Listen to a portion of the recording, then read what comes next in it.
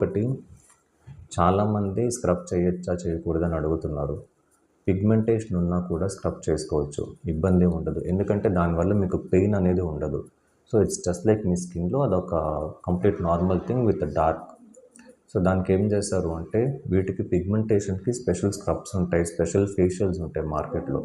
అవి చేయించుకోండి. మీరు నమ్మిన బ్రాండ్స్కి వెళ్ళండి, హ్యాపీగా చేయించుకోండి. ఫేషియల్స్ అవ్వచ్చు, లేకపోతే ఓన్లీ ఈ పార్ట్ వరకే మీకు డార్క్గా ఉందనుకోండి, ఈ పార్ట్ వరకే కొంచెం స్పెషల్ స్క్రబ్ చేయించుకోండి.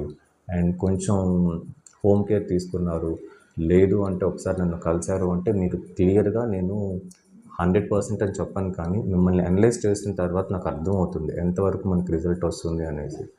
సో ఒకసారి మీరు జోన్ని విజిట్ చేయండి.